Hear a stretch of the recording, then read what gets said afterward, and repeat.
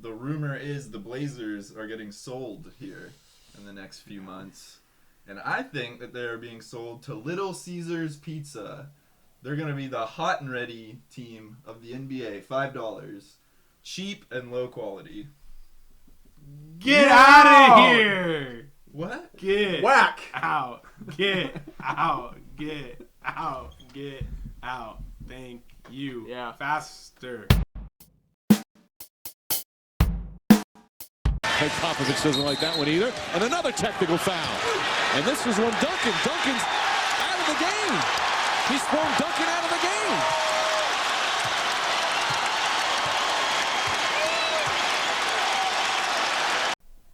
All right, so from the logo, we're going to try something a little different. We're going to play a game called Two Quick Teas. Each of us is going to give our most ridiculous hot take of the week, and if the other two don't like it, they can throw us out. So let's start with you, Colton. So I think, to me, it's evident that Deandre Ayton will not play for the Phoenix Suns again next season. It ended kind of in a train wreck.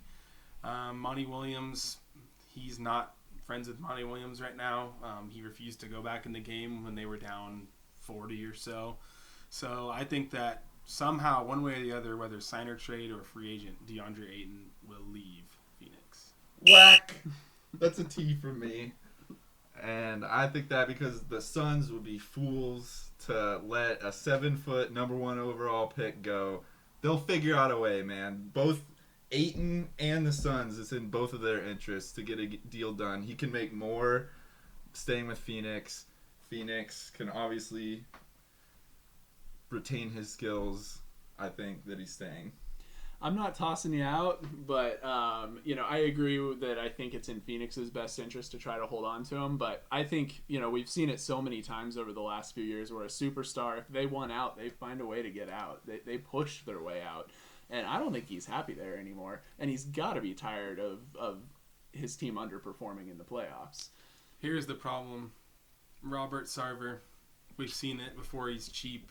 It might be in their best interest, but he doesn't want to pay him what Ayton thinks he's worth. So if they can't meet in the middle, and we know Ayton's not going to meet in the middle. He's a former number 1 pick, big man center that can do a lot of things.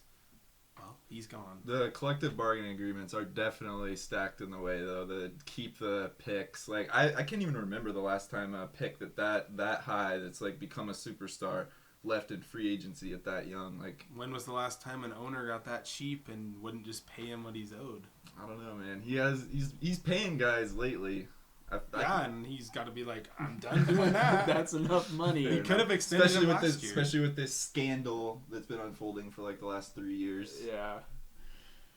Okay, so my take for the week is that I think that CJ McCollum, who just recently signed a deal, an all-around deal with ESPN as an analyst, is going to be a better analyst than he was a basketball player.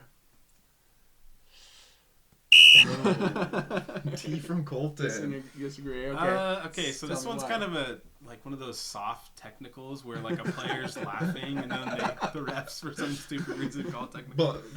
But in his chest. Yeah, I agree with your sentiment. He is probably going to be a good analyst, but what's going to be his Game 7 chase down block moment in the media? Like, is he ever going to reach that kind of a peak again? I don't know. Is he ever going to get his stepping out of bounds moment, though, too? There might be one of those as well. Yeah, I mean, so obviously it's a hot take, right? That's the whole idea. But, and I loved CJ when he played for the Blazers, but he never really got over that hump to where we needed him to be, to where he could be the second guy. Never was an all-star, was he?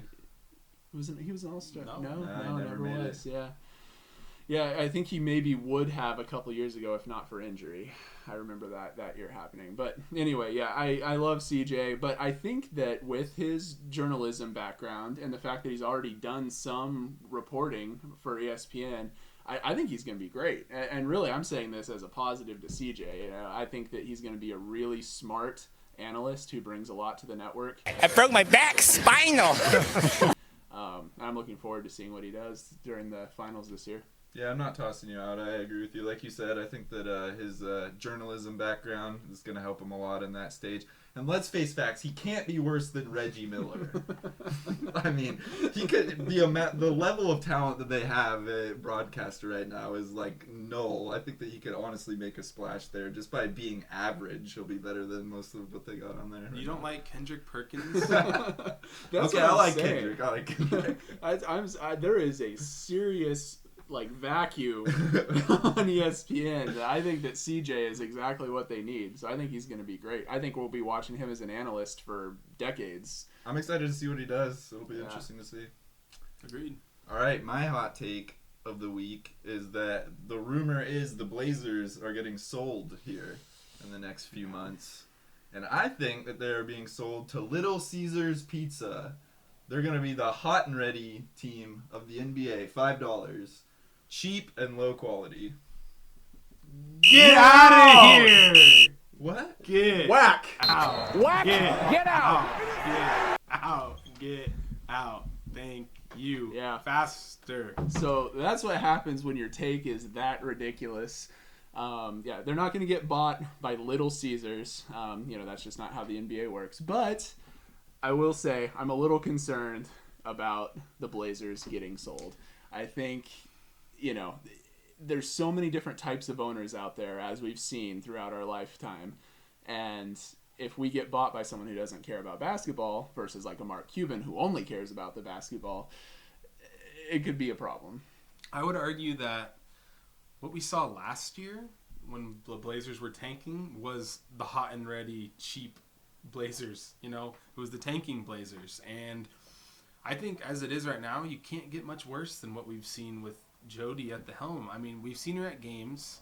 We know that, she at least attends the games, but is she like a passionate basketball owner already? I don't think so. Doesn't seem like it, which is why she's probably, talking about selling them. Yeah, but the thing is, we know that sports franchises in this day and age are so valuable. There's going to be a line of suitors, and I have the utmost hope that we do not be the Little Caesars, quote unquote, of the NBA. The Pistons, I believe, already have the Little Caesars arena, so we can't take that from them. But as we all know, the Kings are the actual Little Caesars of the NBA. Yeah, the cheap poor Kings and low quality. Oh, the poor Kings. So yeah, I mean, there is a silver lining here, which is if we do get bought by like a Mark Cuban, type of owner, someone who's passionate and who loves the game and who's willing to put money behind the team and is willing to stand on the sideline and get fined, for getting in the way, then, I mean, that's a great thing. And so I'm going to choose to be optimistic and hope that that's what happens, which is why we had to toss the little guy out.